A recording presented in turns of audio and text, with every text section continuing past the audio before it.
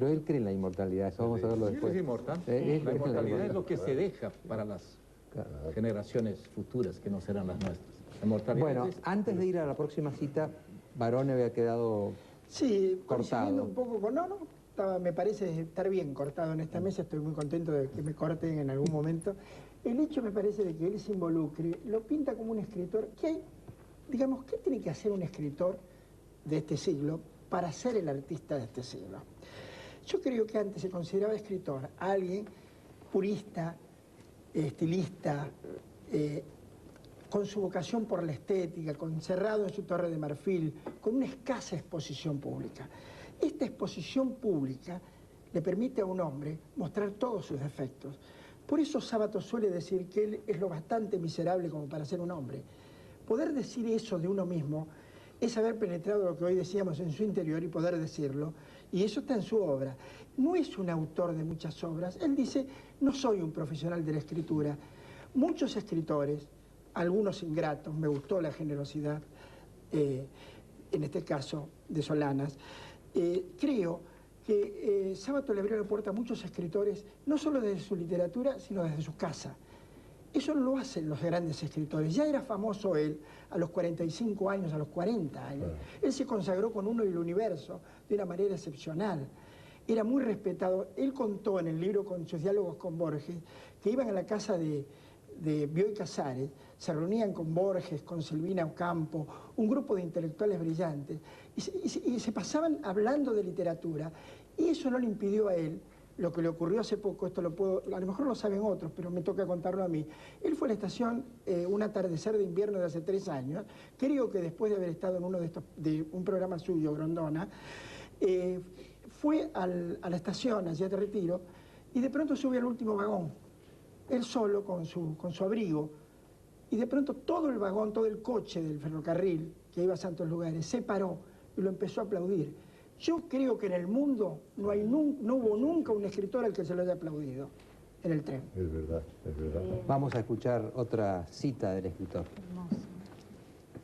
Hay una parte que ya es un tema constante en su literatura, en lo que hemos conversado en otros programas, pero que me parece que tiene mucho valor que usted comente algo, porque es como la reivindicación de la utopía, ¿no? Usted dice por ahí, ¿qué diferente habría sido la situación si el socialismo utópico no hubiera sido destruido por el socialismo científico de Marx? Fue terrible eso, fue terrible. Hay que decir de entrada, nomás como cosa preliminar, que los grandes revolucionarios no fueron los obreros, pobres obreros que además de trabajar que iban a hacer revolución, han sido hechos por los grandes espíritus, generalmente de las clases altas. Desde el príncipe, un anarquista Kropotkin, es el príncipe Kropotkin, Louis Mem, ¿no? Y todo por el estilo. Marx era de familia burguesa riquísima, además era de una enorme cultura. El materialismo dialéctico es una pavada que no resiste el menor análisis filosófico, ¿no?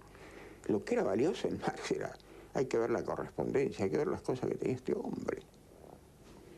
Ahora, lo tremendo es que él realmente fue terriblemente eficaz en la refutación o la destrucción de esa otra dimensión que es el socialismo utópico. Claro. Inclusive cuando uno estudiaba en la facultad decían socialismo utópico como diciendo tontos. Qué tontería, ¿no? Cuando ese es el único que ha quedado valedero. Siempre ha sido una utopía, claro, pero se vive, si no estaríamos todos muertos, de utopías.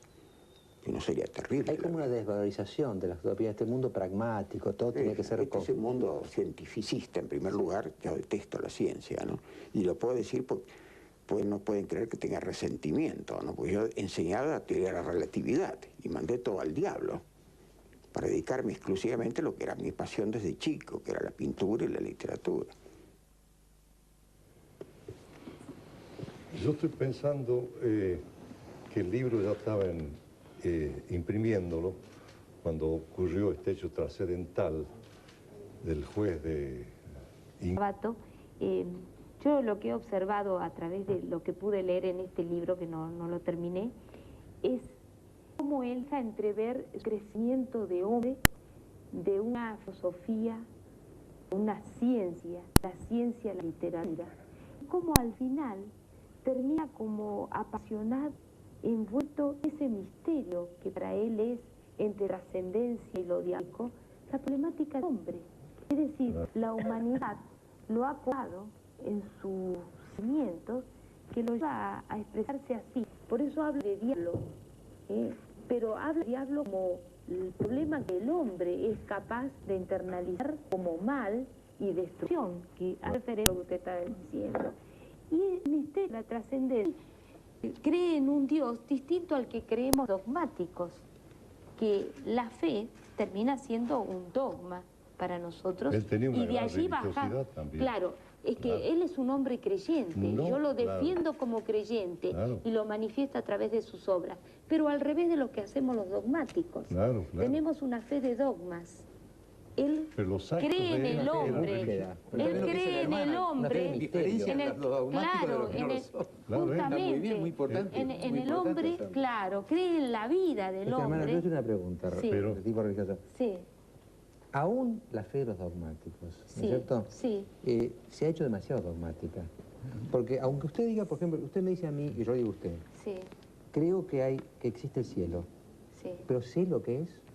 No, es misterio. Por eso, es misterio. Claro. Por eso hablo de dogma, porque queda en el misterio, el dogma queda en el misterio. Pero esta es la vida, es el Dios de la vida. ¿Se da cuenta? Que para él es el proceso al revés. En lugar de comenzar desde la fe dogmática del misterio, que es una herencia cultural, la religiosidad, él comienza de los problemas justamente que pudo ubicar y fue cuestionamientos de tantas crisis que él tuvo y de tanto apasionamiento en su búsqueda. Él lo buscó y lo encontró. Una forma de religiosidad también lo que hizo él, la actitud constante de él defendiendo al ser humano. Deseaba la religión de la religiosidad.